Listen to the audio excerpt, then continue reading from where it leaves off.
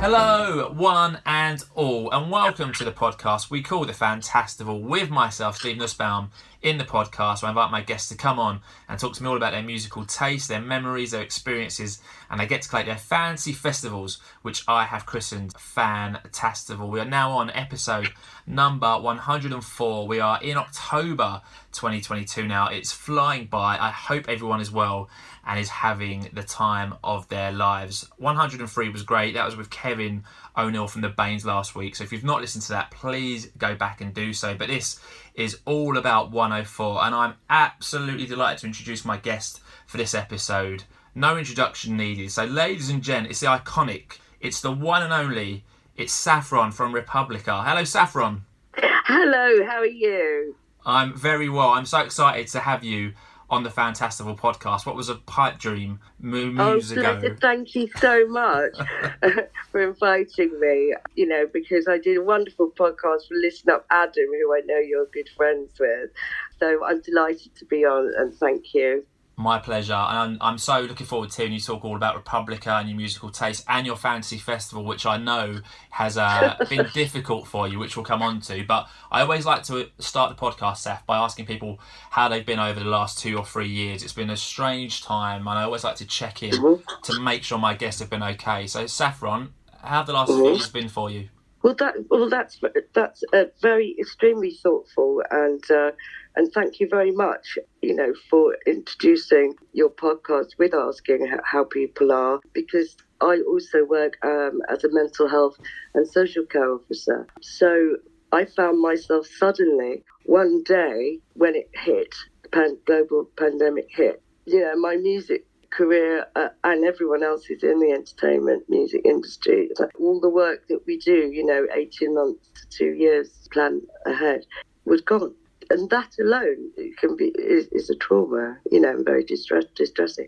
But then I got a letter from the government that I was authorised to travel.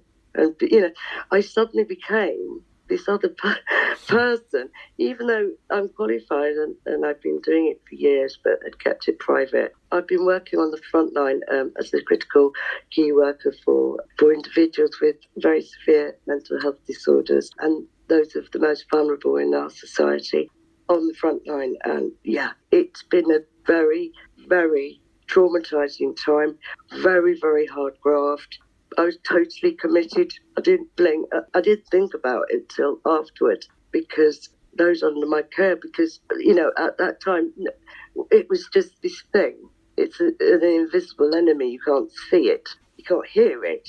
But I knew the minute I heard the first cough. And then, it really was basically, the force-gun of the apocalypse had rode out. It was Killing Joke, it was Jazz Coleman's a prediction. And it was like, okay, right, we can only just do, what we can do to help in a very, very, very, very severe and extreme situation that none of us, no one, let alone anybody in healthcare, had ever had to deal with before. So yes, and I still am doing that, but it taught me so much about life, about what's meaningful and what's every moment matters, and it's in the small things. And yes, even though it has been very difficult for myself, my colleagues, and indeed everybody in the whole world has had some kind of distress, isolation, depression, or the lack of social interaction. And especially music and being able to connect with others and has been very hard. So I think collectively, thank you so much for bringing that issue up, because it didn't just affect the physical health of everyone, it's now affected the mental health of everyone. And we are now in crisis, and it's so very important that everyone still remembers, and the clap for carers and the people in the NHS and all the healthcare assistants, from the ambulance crews to the paramedics, every single person involved. It's so very important, and to the government to fund it and make sure that everybody is equal and everyone is looked after. Yeah, absolutely is. I can only commend you and your colleagues for doing such a sterling job over the last year or two. So, Saffron, music, was it always in your destiny? I mean, how did you get involved in the music scene?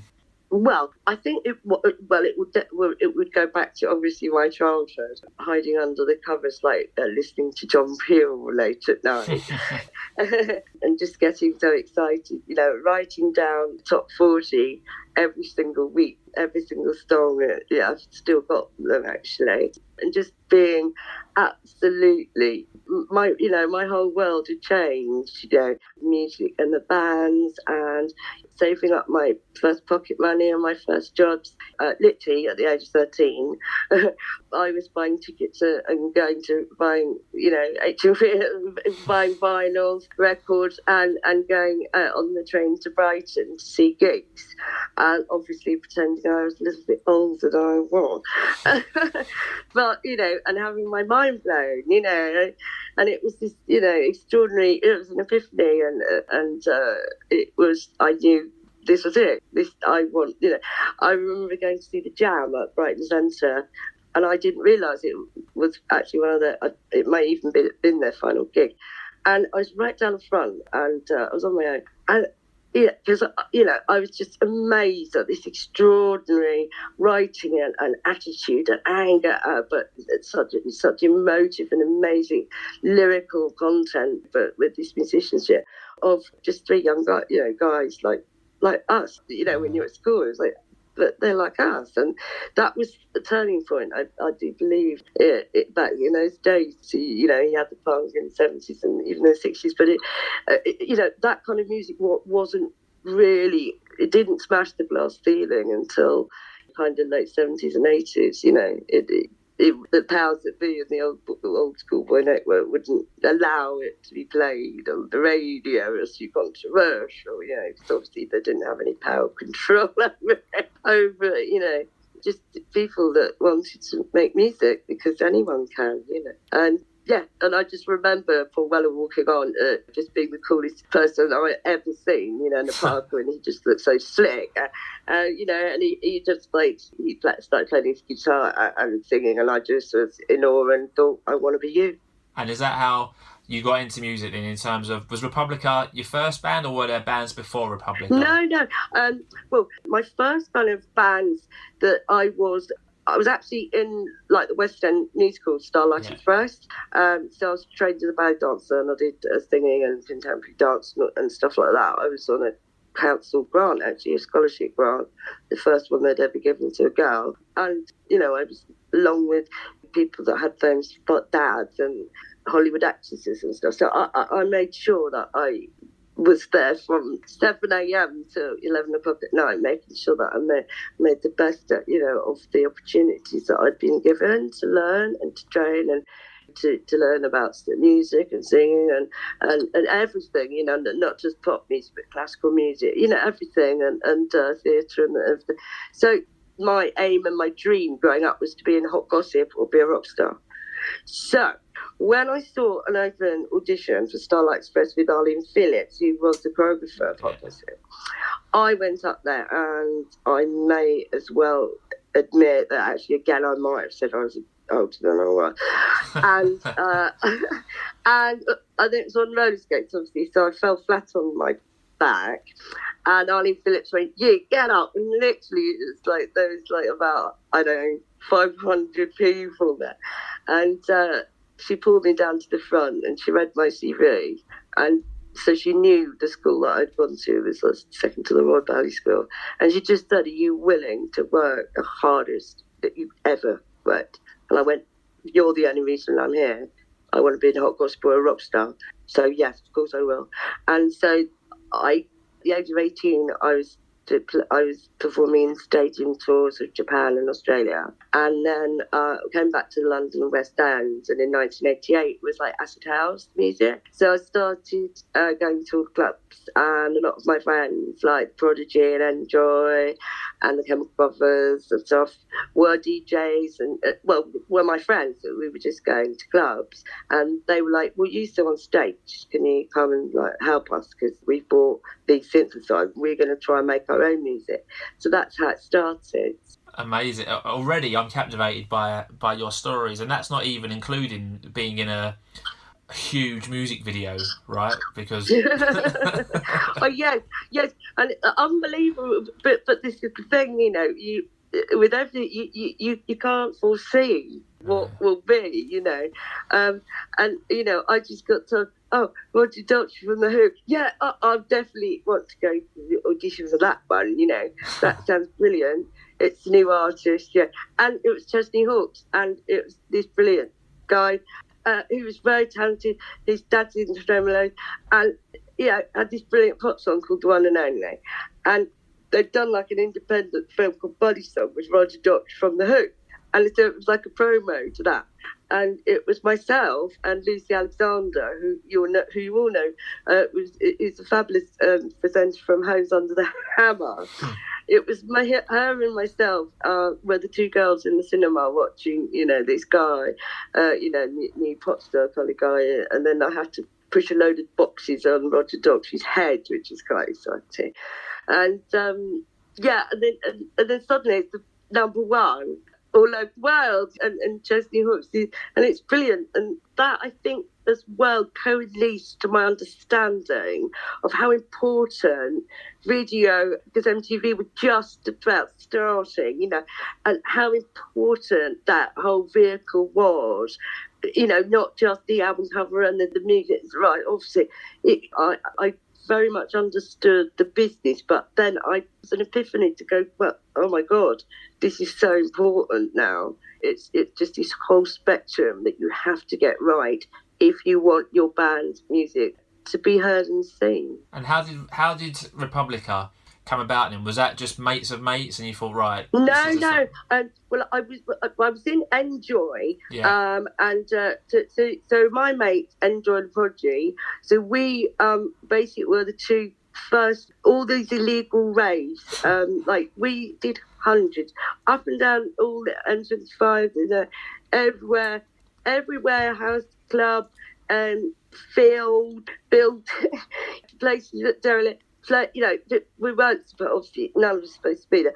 But, all these people with sound systems and stuff, and it was just so, it was completely, this underground cultural music, social revolution, because it was completely, it had absolutely nothing to do with the conformity of what was then known as the music industry business. We were just going around, played thousands and thousands of people, and as you'll know, HMV for so many, suddenly vinyl just shot up the demand for it, because the DJs we were just making white labels of every song or tracks that we did immediately ourselves. So we bought equipment, our own equipment. We were writing and recording. We're just making up basically as we went along, really. And then we started doing all these gigs, and then people were quite liked it. And then we got signed to Deconstruction Records, which was tons of creation and nude records in there, and very important Deconstruction, which is kind of based around, the whole factory kind of that whole thing, and it really worked. And they had this amazing two guys from Manchester that it's just that we're going to start our own label for like little office in Islington, and we're going to put out this brilliant unknown electronic music on vinyl. And that's how it all started. And our first ever white label, John Peel played it, which is really brilliant. And the Chemical Brothers did a remix of it, and they weren't actually even called the Chemical, they were actually called the Dust Brothers at the time. But I think someone else was called them, and then they tried to say that they were going to take them to court. So we're very lucky, apart from the fact it was brilliant, because they were also friends of ours as well. And Justin Robertson as well did an amazing mix on the other side. And he was also signed to Deconstruction. And then there was a Heavenly Records, and then there was this, amazing kind of type of new community of independent record labels, clubs, venues and bands and music. And I did that, and then I went off to I went to Warner's and I did a solo deal, and I met Jar Wobble from Public Image Limited, who I didn't know actually who he was. And I met him, and he liked me, and he liked what I was doing. And then he wrote me a song, and we recorded it, and it's called World of You, and it was really brilliant, learning from someone who I then realised was actually a godlike genius, punk music. They had a flat Johnny Rotten, in the King's Road, and told me stories about how the whole spitting punk thing was basically him and Johnny, sitting there going, okay, you see that radiator on the wall? Okay, let's do it right. Let's do a dare. Like, see who of us can, like, if we both gob and spit, okay, like whoever gets the rest manages to reach the radiator wins, and that and just stuff like that. And he goes, and that was what. And then of course it picked it up about it, because then they made out punk with all the hoodlums and hooligans, and they spit at people and stuff. But it was brilliant, because that was the plan. We want Michael McLaren. That's the whole plan. We want everyone to hate you. So you will be banned. You will be controversial, because you represent the working, people on the street. And so, of course, they're going to write about you. Then they're going to hear your name. Then they're going to hear your music. And then they're all going to want to find out what it's all about. And he said, in the minute that happens, you're relevant. Oh, yeah, good point. Absolutely. So how did you go from Jar Wobble then to a commercial? Right. So I started working with Jar Wobble, and then I worked with lots of different, like Neil McClellan, who has now gone on to be a producer of Prodigy, because I introduced him. He's my friend, and he just said to me, he was like an engineer at Strongroom in East London, and he's like, I'll help you if you want, because I'm doing all-nighters, learning to be an engineer, sort of sound engineer, and produce and stuff. So we would work all night long, and I learned so much about recording techniques as well, you see, which was very important, obviously, with all this new digital and equipment coming through, to all these amazing new toys and things to work with and to make sounds, which you could do yourself. You didn't have to be classically trained or anything like that. So I worked with him. I worked with people like Eric Cupper and Frankie Knuckles, and and then I thought, oh, do you know what? And then they were kind of trying to make me be commercial and telling me what to wear, so I wasn't having that. So I stormed back into the offices of Deconstruction, and I just basically said they had to sign me, and I had got the greatest band in the world, and we've got the greatest album, and we're going to sell millions of records, and they have to sign it. And they just they did raise an eyebrow, and they said, you signed to Warner Brothers. I said, well, no, I've decided not to do that now, because I've learned what I don't want to do. And that's very important in life and in everything. I know what I don't want to sound. I know what so therefore I know what I do want to sound like, musically, and where I'm going. Of course, this is all in my head. Yeah. But I said, well, you better hurry up, because at 2:00 I'm going to see, I've got an appointment with Virgin Records, and I'm going to see EMI. And then, wait a minute. Well, can you play it? I said, well, I'm not playing it. No, you've got to sign me first. They said, well, we haven't heard anything. I went, well, I've told you. And they said, well, go away. Right, come back in a month's time, and we'll see. So I thought, well, brilliant. So basically, I was like, oh my God, I think I might possibly have, the opportunity to maybe get a record deal on the fact that I haven't actually got any music in my head. Right, but I know exactly what I want it to sound, so I know exactly what people I need to get round me that wants to do the same thing. I want to sound the same, you know what I mean? Yeah. And somebody said, oh, Tim from Flowered Up, who obviously I love, we love Flowered Up. He's brilliant, and he's writing, he's a good engineer himself, but he's writing in some studio. Well, you can go and meet him. So anyway, so when I met him, and I liked, he's also doing some sort of dancing truck, and I said, right, oh, brilliant. I said, do you want to be in my band? And he went, right, this is what it's going to sound like, okay? I said, but, right, we need to write a song today, or in the next week or something like that, because I've got a record deal, but I've got to play them some music, right? And I said, do you know a guitarist? And it that kind of, and then he went, well, yeah, my best mate's Johnny Glue, you know, he was signed to One Little Indian and like had the #1 of Southampton Sensation. His best friend included Lawrence from Felt and said Etienne. He sounds good. I said, right, let me meet him as well. And so he locked me in and played me all his demos since 1981. And he went to Manchester University, actually, with Jez from Doves. Jez Williams from Doves. And so he also helped us as well. And so basically, Republica were formed.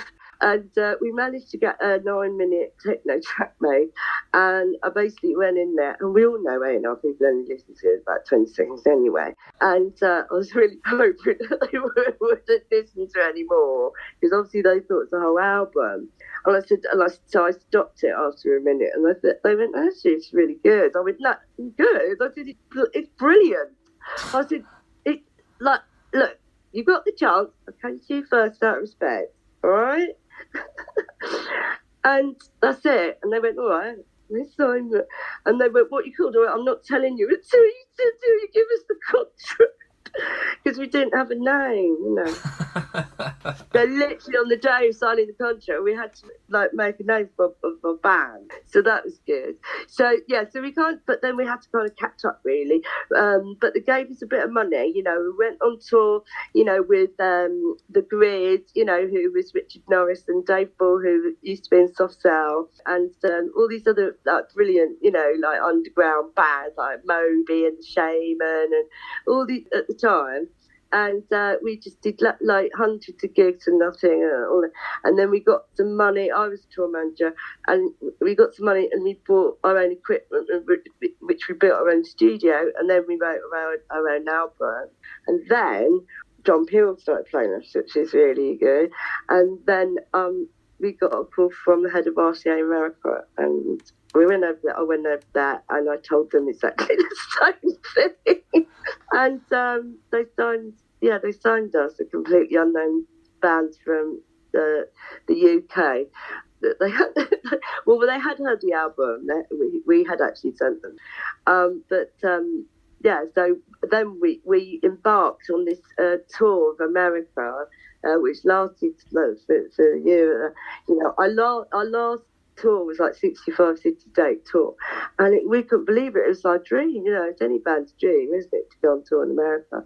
And it's brilliant because we made a really good video, and then it got on TV, and then we got on the radio, you know, and everywhere we went, there seemed to be more people coming to the gigs. We'd play anywhere, and then we just played everywhere all the time, and then we started having a big hit. You're obviously very confident in your abilities. The stories that you've told are very good at blagging.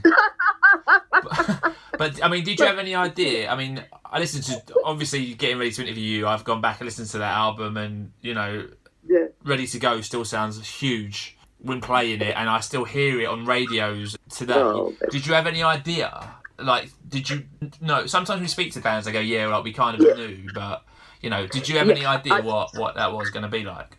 Well, the thing is, it's like you just said, it's like nobody, because otherwise you'd all win the lottery, wouldn't of course. Or have #1. No one can ever really foresee, not just if it's going to be successful, because we all know there's so much more that goes into it. You know, it's like, you know, have the label going to give you the budget? Are you a priority to someone like you or not? You know, and all this kind of a malarkey.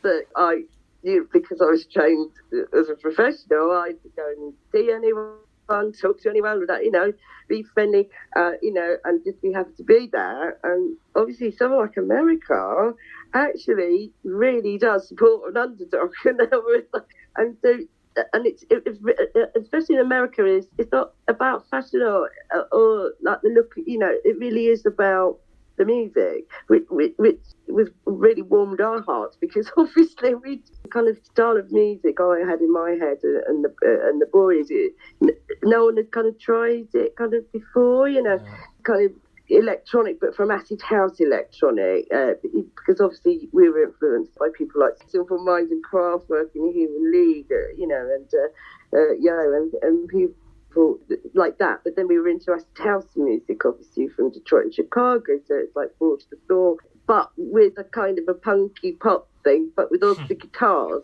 And it's quite a hard thing to put together. And no one had really tried it before, but I thought it was worth a shot. And people suddenly started to like it. But yeah, when you write things, it's like, and especially when you get better at, your craft and your skill, and all of us, we'd actually been doing it for quite a few years by then, we didn't just appear, everyone thinks, suddenly just appear, but we've done all these tours and all the acid house stuff as well. And it was, they're definitely ready to go and drop dead. It's actually the pressure of thinking we've really got something ready to go, and my immediate thought was, oh my god, we've got to write a follow-up because everyone has to have a follow-up. So it was more of a pressure of writing Drop Dead Gorgeous, which came to me in a dream, luckily. And so that was brilliant. So we also had a follow-up, which is really very, very important. And then that also got used, like in Scream, for Wes Craven, who had, in Hollywood, just so last minute as well. Even though he's not on Elm Street, and I'm not a huge fan, of Freddy Krueger or something. But he phoned up, and I was on tour bus in Nashville. He's a very creepy boy. Hello, yeah. And I'm like, oh hi. He's like, I've written a new movie. I'm like, okay, is it scary? Yeah, your lyrics adding the storyline to my film. And could I please have your permission? And I was like, and he said, and I still got it. He sent me the rough cut, which obviously, now looking back as a fan or something, it's a real rare special thing. The rough cut of the movie, but I really love Drew Barrymore. So, like, if she gets quartered in the first 5 minutes, so I actually really find that. So I was thinking, I really don't like this. I don't know if I will, But obviously, people go, just say yes. But Wes Craven, it's like the Mickey Rourke, but he was out on the sticks. He could get arrested. So we did the premiere in Hollywood, and this, that. And then suddenly, it's the biggest movie in the world, when it gets released. Drop Dead Gorgeous is in it, and it is the storyline. My boyfriend knows he does it every time he's in disguise. And the whole iconic mask thing, and the phone, which is also in the Drop Dead Gorgeous video. So it's very important, all those connections. You can't foresee anything like that, and you can't buy it, but it's just that important of connections, music, and interlinking with other artists and other people that music, art, or film or something. It's just so important, Phenomenal story. That's incredible. And you released this follow-up album, label folded, and you had a hiatus. But I'm glad to say that since 2008 now, Republica going strong, very busy tour schedule. Seems like you're having a great time now. Currently, you were telling me all about the festivals and the gigs you've been doing. It seems like it's a great time to be in Republica. Oh well, it always has been. I mean, when I first decided in my head that we were the great. No, we. No, sorry. I do work in mental health, but I do not have multi-dissociative personality disorder, or do I? I'll ask one of my others. Yeah, it's that thing where it's like we're suddenly playing festivals that we were so excited to go to as punters, to watch our favourite band, and we're still doing it. But nearly 30 years later, 20 or 30 years later, it's fantastic. And especially like post-COVID, because none of us, knew if we would ever have it back. And live music is just, it just brings people together, and music saves. Music really is vital for people's, mental health and well-being, I think. As is art, as is connection to any art form, it's so important, yeah. You were telling me about the first festival back and how important it was for you to be there and play again. I mean, how did that feel? I can only imagine the euphoria of stepping onto a stage for the first time post-COVID. It literally was. You think back, and And then I understood, reading like thousands of, biographies and documentaries, and so, you don't realise it's like that Morrissey thing is like, when it's now, it is now. This is it. So enjoy this. It's now, and it was like, wow, wow, I couldn't believe it, and then we came back to England, which is really like a massive pressure, because really it was like, who the other you? A little bit, who do you think you are? Main stage at Reading, and at that time, put this way, a lot more critical with their bottles of throwing if the crowd didn't like, which is great, even though never promote throwing any kind of object at anyone, because I've had a plastic bottle hit me and it hits home, but it's very, very dangerous. But it was more what was in the bottles actually in the early days of Reading. But it was such an honour to be there. I think all of us just put everything in our whole lives into that performance and that show, because we had to win the vote. We had to. But if we didn't, we'd go down. We'd go down fighting. Obviously outnumbered by about 100,000. But luckily, and it's wonderful because we've got footage of it. It was, and because it then went on the telly, and then we were on the telly in England, and it was still for us. Oh my God, we're on top of the pops, that you'd grown up with, every week, because that was really the only program, well, apart from obviously the old grey whistle tester and stuff, which is brilliant. But obviously a little bit old, and to get the chance. Every indie or rock band say, but it's all they're lying. Because of course you want to go on there, otherwise no one will be able to hear your music. And the whole point, it's like the radio. It's like, well, that's the whole point. You could think you're as Indian cool as you like, but I actually want people to be able to buy my record in anywhere in the world, and if it touches someone and they hear it, in the Ukraine, or Honduras, then even if it touches one person, then that's joy to us, So yeah. it's like, listening to people like Debbie Harry and Chrissy Hynde, and Toya, and how hard, it was for them,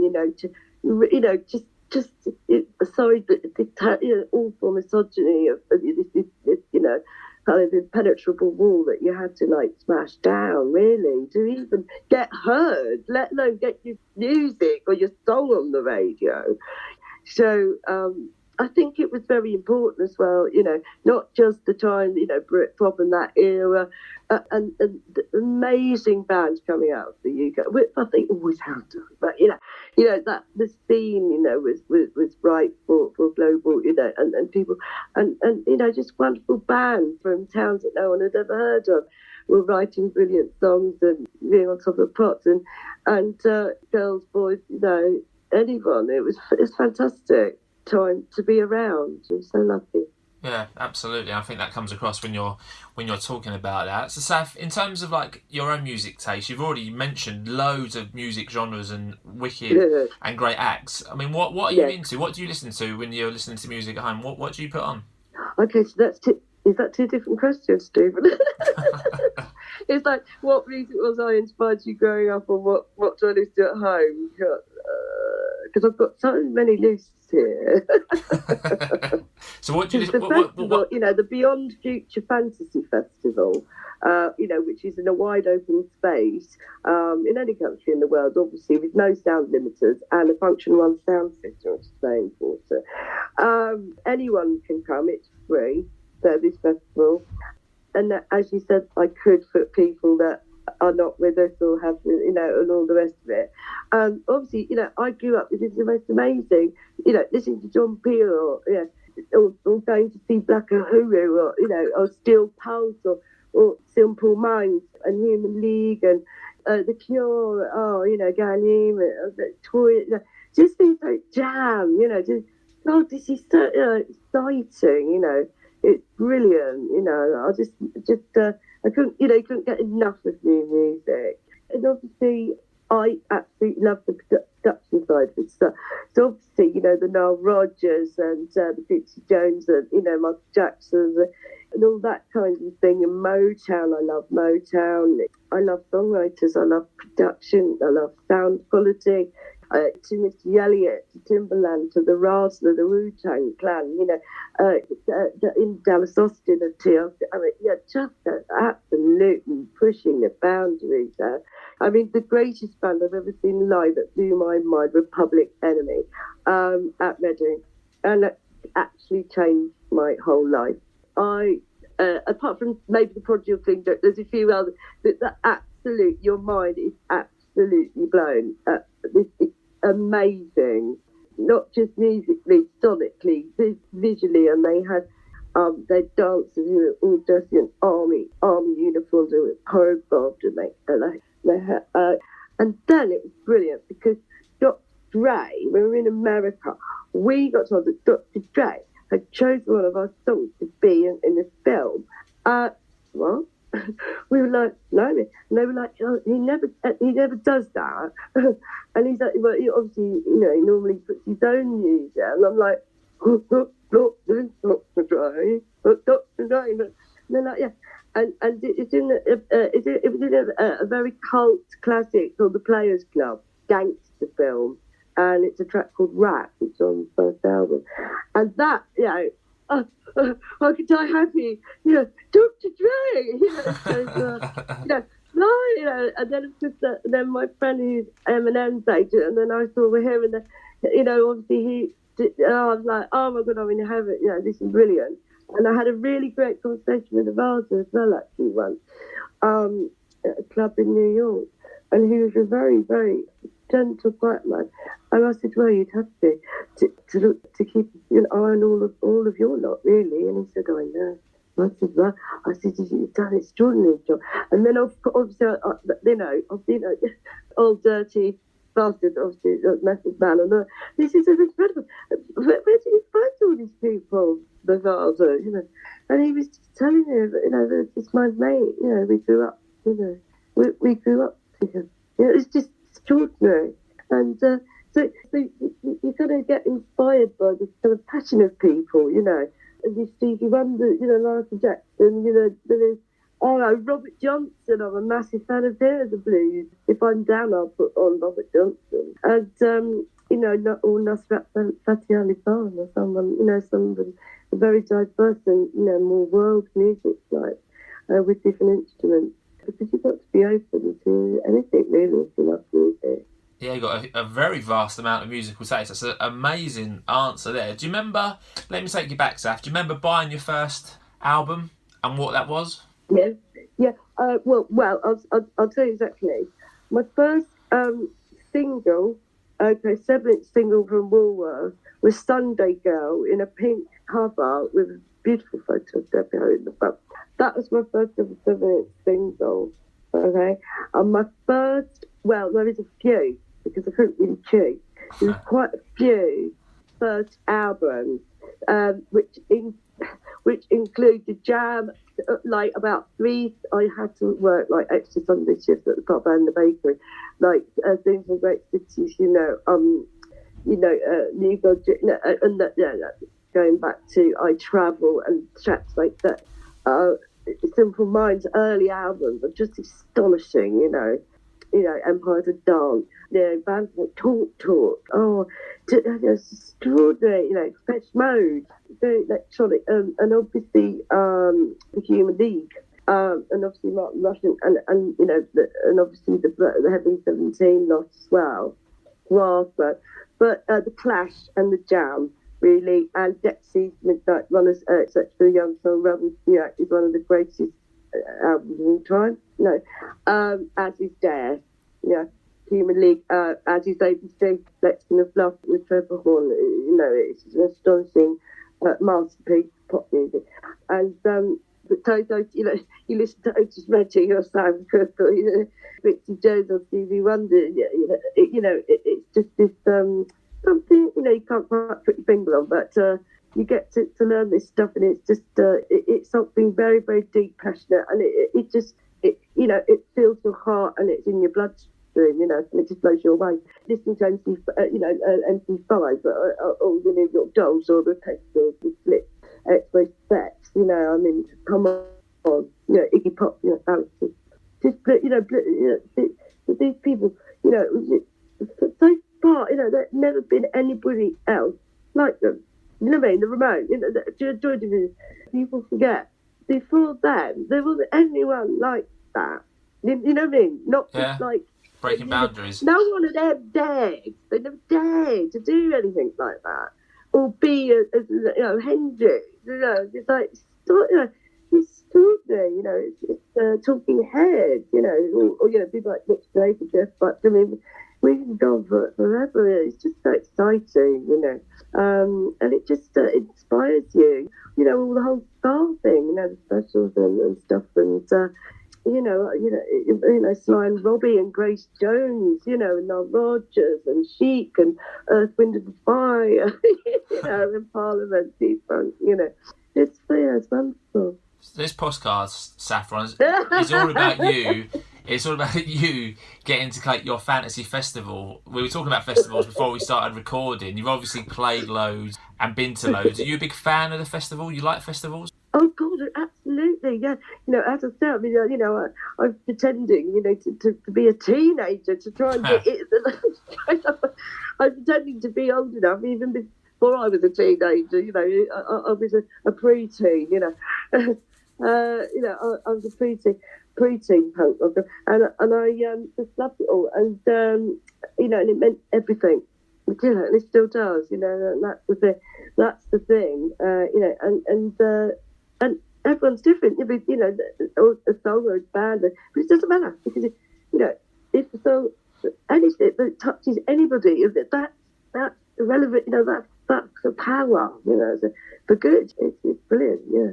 And you were telling me before we started recording, and when we first started talking about a great festival experience that I think is worth sharing, that you had this summer with Rick from Shed 7 and Bez. Oh, absolutely, yeah, that was amazing, yeah. So I did a podcast called It's Not Adam, which is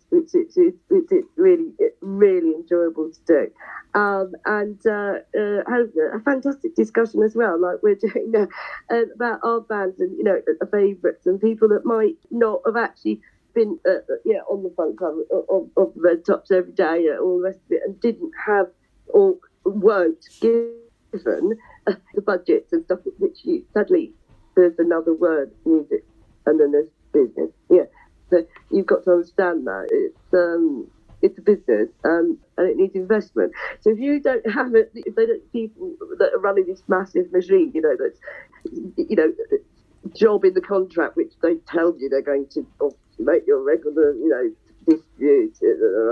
It doesn't always quite happen quite like that.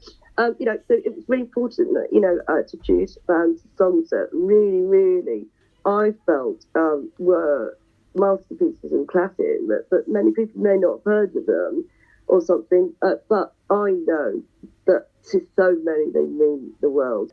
And Chasing Rainbows, for a start, is one of the greatest songs I've written. And I was also saying how brilliant a band Shed 7 are, not just recording wise, but live. They are extraordinary. And so I was there, and we're all backstage, trying to get, a dinner voucher and to get a burger or salad or something. And Rick Whitter and his wife Claire came over and gave a big hug over this day. I went, thank you. I thought, what for? And they heard it, and it meant such a lot to them that I said nice things about them, and they're back. So Rick, so they were headlining, and Bez for Happy Mondays, who's a friend of theirs, and Rick would say he got me and Bez onto the stage. He told Bez to give me one of his maracas. So we joined Shed 7 that evening in front of like 50,000 people at Valentine's Festival, and it was Yonko, it was the final song, and it was just the most magical. It was Disco Down, and it literally, Rick didn't even have to sing a note. Every single person, knew every word, and me and Bez were singing maracas. And it was extraordinary. They had a horn section, and it was just magic. So yeah, so I'm a kind of a member of 6-7 as well. I kind of pushed myself into lots of bands actually. I ran on stage with the Stranglers once as well because I Duchess is one of my favourite songs. And so, well, what were they going to do? Throw me up? So I sang the harmony, to Duchess for the Stranglers. So I was quite pleased about that.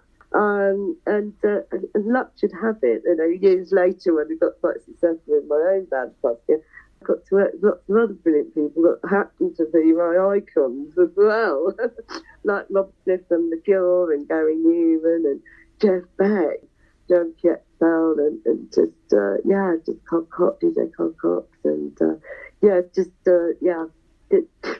extraordinary, and just so happy to have had the opportunity to work with so many brilliant people, and our bands are still be going, But yeah, Shed 7 are amazing, live, they're just extraordinary, Yeah, you've worked with an amazing list of people, and I'd love to go into more detail about the guests you have worked with. However, this is all about you, Saf, not other people. And tonight on the Fantastival Podcast, you get to collate your very own fantasy festival. So for anyone listening for the first time, Saf gets to choose 5 acts as part of a fantasy festival. They can be alive or dead. So 5 acts take 5 time slots. So for example, in the last episode of the podcast, I had Kevin in from the Banes. He picked Nirvana for his first act, followed by the DMAs for Super Seconds. Midway Madness, he had the Prodigy playing. In his 4th act, pre-headline, he had the Institutes, who are a new band playing their album Colosseums. And for his headline act, he picked Oasis. And for his final song of the night, he got all 5 to perform the night they drove Old Dixie down together. So you can have bands who are together, who are not together, who are alive or dead. The choice is yours, and I know how hard you've worked to get your fantasy festival to the point where you're happy with it, Saf. But before we talk about acts who are in it or who are going to miss out, I'm still trying to sneak in people, So I mean, it's that thing, where if you love, you love a band, they're not a number, you just love them, and also to pick 5, it's really very difficult, and also. Obviously some I know or I've seen before that some I have, it's just where do you put them in the lineup? It's really, so do you want me to start from number 5? Well, yeah. Well, let's go through the name and the venue first, Saf. So what are you going to call your fantasy festival? Okay, so I think I said to you, so we're going to it's the Beyond Future Fantasy Festival. Love it, and you can take us anywhere. And just spelled with the PHUTURE, and you can take which is a Marshall Jefferson thing with acid house, like future acid tracks, which was a seminal acid house track that was made by the godfather of house music, Marshall Jefferson. But And where do you want to take us for this, Saf? You can take us anywhere in the world, a venue big or a venue small. We can go to literally a nightclub, or we can go to the biggest stadium. Where do you want to take us for your fantasy festival? This is what I was going to say. It's going to be the biggest wide open space like possible. Anyone welcome, it's free, okay? And there's no sound limits or anything like that. And it's functional on sound systems, very, very important. So obviously the sonics of it have to be extraordinary. Yeah, and so it could be absolutely anywhere, and then it could obviously go on tour. Oh, good point. Okay. So, like we said, but by it being a future, it could be the ELO Jeff Lynne, coming out of the spaceship. That we'll all get in that, and then we'll fly off. Yeah. So you can only have 5. Before we talk about the 5 you're going to pick, any who you want to quickly mention who haven't made it into your 5, but you got a lot of love for. So I know you've been filling out your notepad that you're talking about, your lyric pad with lots of notes and stuff. So who you want to give a shout out who's not going to come with us on this Fantastival journey, but who you want to mention as being your faves? I'll just quickly fire it off because I've mentioned a few, and otherwise you'd be listening to here all night long. So Sadly didn't make the five for whatever reason. I put Prince, Gaga, Tina Turner, Barry, Motorhead, Nirvana, Chic, Beck, Elton John, Michael Jackson, hang on a minute, Joy Division, the Boomtown Rats, Hole, Nick Drake, Jeff Buckley, Garbage, Mesh, Curb. We're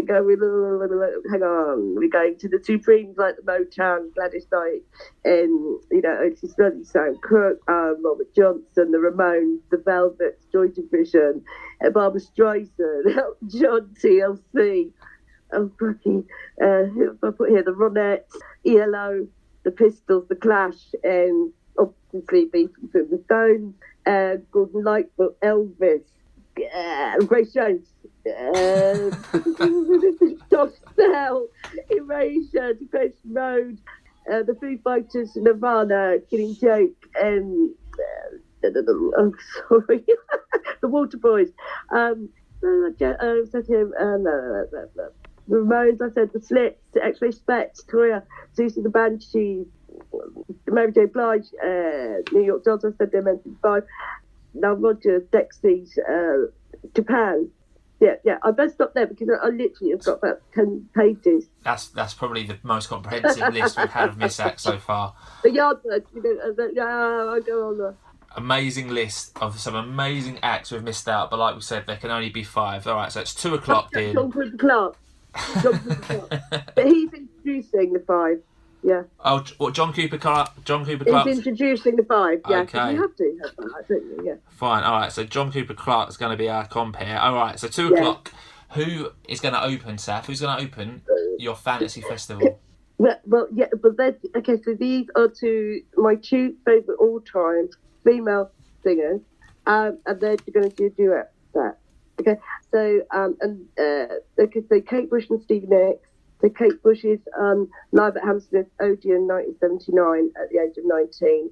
Video and Stevie Nicks' White Wing Dub tour, solo tour, obviously, were on repeat and still are 24 hours a day in my house, which inspired me. So Kate Bush and Stevie Nicks are going to do a duet, the goddess-like geniuses. Okay. Number 4, Earth, Wind and Fire. Now, I absolutely love Earth, Wind and Fire, and she could, those amazing producers and stuff. But on tour in America, the track I used to do my vocal warm-up, and the track that I used to put on before I went on stage was Boogie Wonderland. Okay. So that's right. Yeah. Brilliant. Right. So number 3 is the Human League. Oh, great shout, the Human League. I think a lot of love for the Human League on this podcast. Yeah, they were one of my favourite bands. I used to follow them around. I was super fan. I was in their band club, and they used to send me postcards, and I met all of them, and I've met them since everything. And I even did a cover of Seconds with my friend Mark J. Sweat, which is on his solo album. And they blew my world. I love, that's just extraordinary because they melded together this whole new electronica, but they were this extraordinary pop group, and they looked amazing, and they were just great live, and they still are. Great shout. So And Dare, is one of the greatest records of all time. Yeah, Dare is a fantastic album. All right, so we've got Human League. They're going to be your 3rd act then. So who you going to have after Human League then? Well, Public Enemy are going to come on. Obviously with Dr. Dre, Eminem, Missy Elliott, and a few other friends. The Wu-Tang Clan. Yeah, I mean, I could go on and on and on, but yeah, it will be Public Enemy. Yeah. Great shout. With Eminem. Great shout. So you got and Dr. Dre. Yeah. Some great acts in for your first 4. So that takes you up to your headline act. So, Saf, who are you going to have to headline your fantasy festival? Well, it has to be my childhood still long-time friends, the Prodigy. Great fan as well. Great shout. Great shout. Yeah. And who I was so lucky to hear duetted with my late, great, beloved friend, Keith Flint, on the Fat of the Land album, which is another masterpiece of all time of an album. And we did an L7 cover called Feel My Fire. Feel My Fire, yeah. Album. Yeah, so we did a duet on that. So, yeah, it was good, yeah. Amazing stuff. So Fantasy Festival, obviously Keith will be playing with the boys. You can come out with them if you want and sing Feel My Fire. Exactly. At the end of the Fantasy Festival, you can have all your acts play one song to close your Fantasy Festival. Is there any song? Yeah, this is a very tricky one. Oh gosh, I've really struggled with this. I'm still not sure I got it right. But it would require Ennio Morricone and a full orchestra, and Steve Anderson and maybe Opera North Orchestra, which I actually have sang with, which was an extraordinary event run by my friend Dave Beer from Back to Basics. And it was called Symphonics, and it was in Leeds, in Millennium Square. So it was the council, the mayor was there and everything, and it was the full orchestra of Opera North, which play at the Royal Albert Hall where they do the proms and everything, and and also with guest singers. So they'd Steve Anderson had composed our songs, orchestrally, classically, and I got to sing Anthem and Ready to Go with them. Wow. But there were lots of other guests as well. So yeah, it would be that, and it would be Moving On Up by Private on Screen. Oh, great track to end the Fantasy Festival. With the local choir and yeah. With local choirs and gospel, people in churches that came on stage. It was super, and it's on YouTube, and it really was absolutely magical. Yeah. Amazing stuff. So let's lock your Fantasy Festival in then, Saf. So we've got, if I heard it right, the Beyond Future Fun Festival. Is that right? Beyond Future Fantasy, yeah. The Beyond Future Fantasy, perfect. That is going to take place in the biggest wide open space, and it's going to be free for everyone. Opening your Fantasy Festival, we're going to have Kate Bush and Stevie Nicks performing it together. They're going to be followed by Earth, Wind and Fire and your Super Second. Midway Madness, we've got Human League. Pre-headline, we've got Public Enemy with lots of guests. They're going to have Missy Elliott, Dr. Dre, Wu-Tang Clan, Eminem as well. And your headline act at your Fantasy Festival are going to be the Prodigy. That sounds like an amazing Fantasy Festival to me, Saf. Are you happy? You happy to lock that one in? Yeah, absolutely, and obviously there would be other stages, with other lineups. There would be, but we can only get 5 away. For this program episode. So, Saf, what do the next few months look like for you? I know we've spoken about there's a lot going on in Republica a while, but what the next 6 months, 12 months look like for you? Well, it's fantastic because, as I said before, I brought Teresa now to make sure that to honour the contracts that was still allowed to go ahead when the lockdown, where the restrictions were lifted. So basically, really, the last year or so, we've been honouring the ones that have been rescheduled that we were scheduled to do like 2 or 3 years ago, and also, loads of other ones. And it's just been phenomenal, We just come back from Serbia, actually, where extraordinary. We had no idea we were really popular, really popular over there. And it was a huge festival in Novi Sad, which is the European Capital of Culture. And it's an amazing thing, and it's called the Kaleidoscope Culture, and they're investing and rebuilding all the bombed areas of the city, and they're now going to be music spaces for art and theatre, and it's just extraordinary. And it was a huge festival. We were headlining it, and it was really brilliant, and we'd love to go back there to. We go anywhere, really. It really was wonderful to go to another country after after the pandemic as well.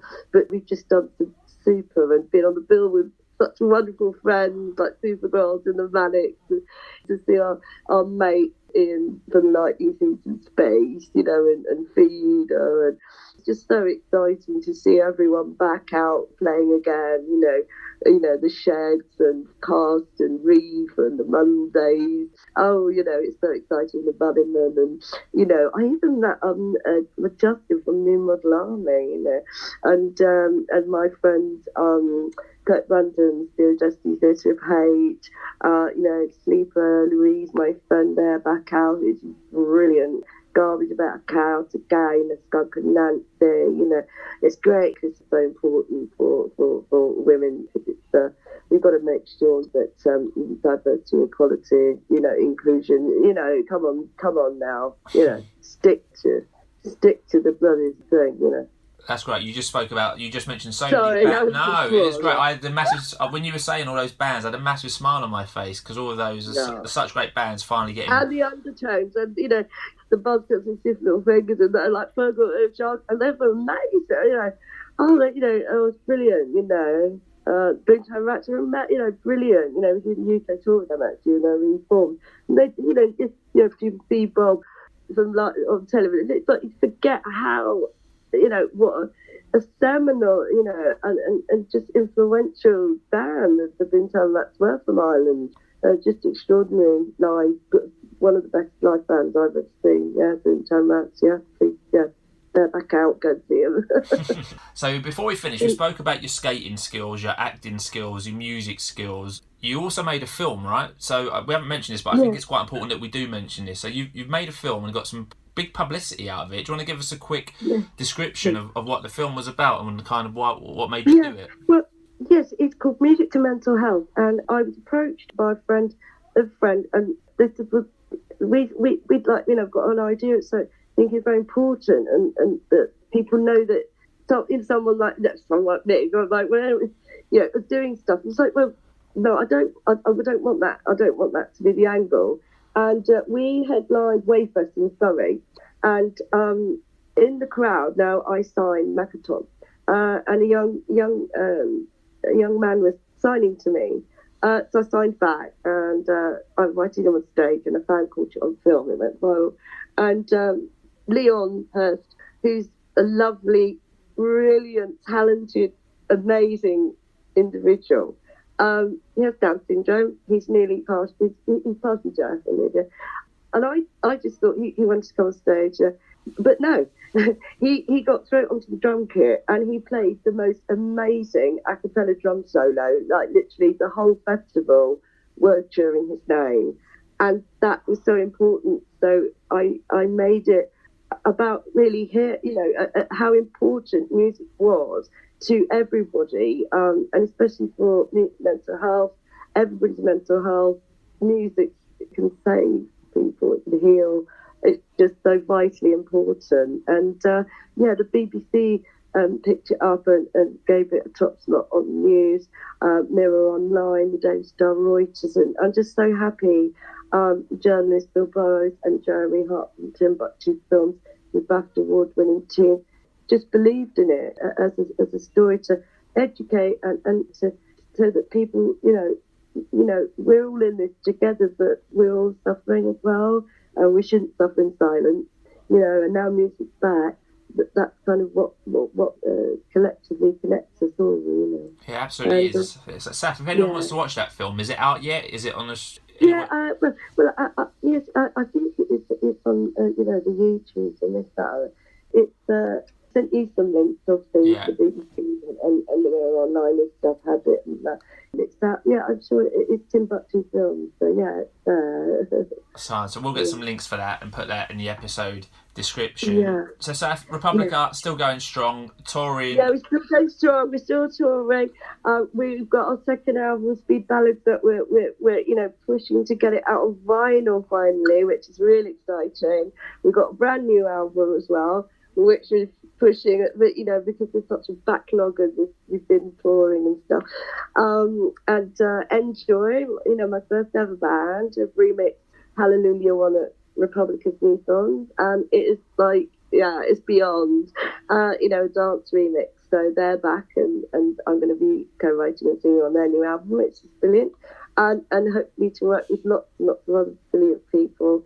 And I've just done the Electric Ladies tour with Toya and Lena Lovitch in support of Hazel O'Connor, who sadly had a bleed on the brain and stroke and a coma, and had to next for hospital treatment. And so we did a theatre tour, all three of us together, so those three kind of punk icons of different eras. And and me and Toya sang Will You together because it was the 40th anniversary of Breaking Glass, so it's quite important, And it was just amazing, to be able to play and perform with, my icons that inspired me, and all the fantastic musicians and all the people that came out to the theatres, to support us and obviously Hazel O'Connor too. That's amazing. It's like it's come full circle, right? So it's like it's come back to where it began for you. So if anyone wants to keep on top of Republica, I think you're on social media, right? So people can go and keep on top of what Republica are doing, where you're playing album releases, by just searching Republica on social media. Republica official Facebook page. I'm on there. I haven't done Twitter for a while, but I will go back on there. I'm on Instagram as a couple of people.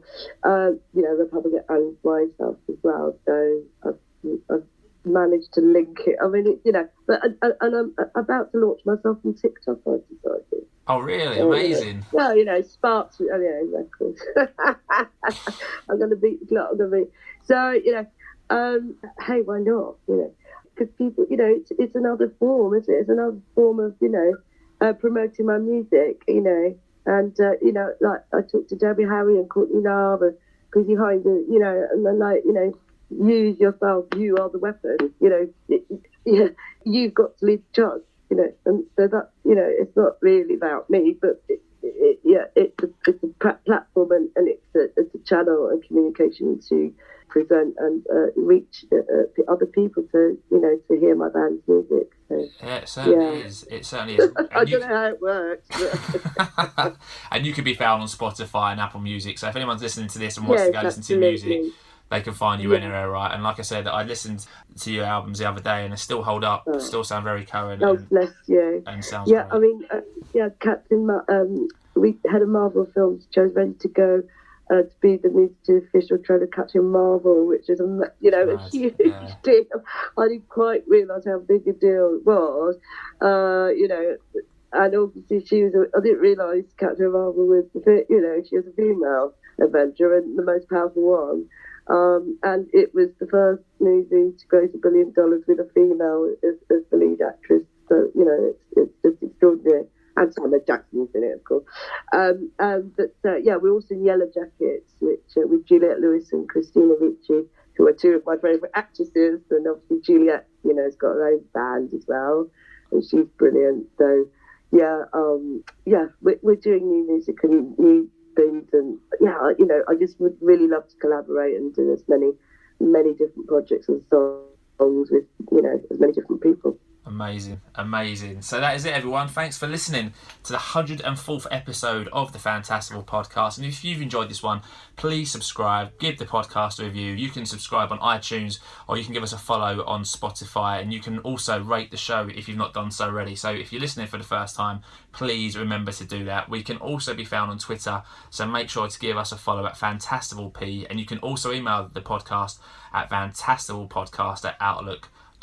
Unfortunately, we don't play music on podcast, but I'll get some tracks from Saf. We'll make a nice little Spotify playlist of all the acts she's spoken about, because she's spoken about so many, and that'll be in your episode description. So Saf, a massive thank you for coming on the podcast. It's been... And just to say that, the after show party at the Future Fantasy Festival would be Gary Newman, who's got a new album out, and Toya, her anthem has been re-released. So, come to the after show party.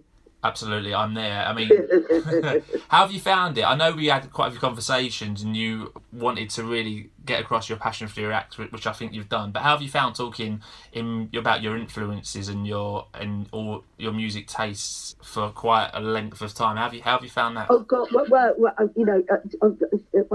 so enjoyed it, but I'm just worried that I've been rambling on and people go, oh yeah.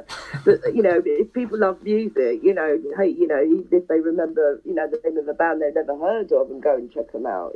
That's the thing. Absolutely. I hope you've enjoyed enjoy the interview, and you know, can edit it or whatever. But you know, I love music. I love talking about any music and any band or song. I love it. You know. No, I love talking to you. I live for. Yeah, your passion and your enthusiasm has come through, and I'm sure Republica will be here for many more years to come. So that was 104 we've done now. Episode 105 is on the way next week, so please make sure to join me. But until then, stay safe, my fantastical friends. Please continue to spread the word, and that word is Fantastival. Thanks for listening.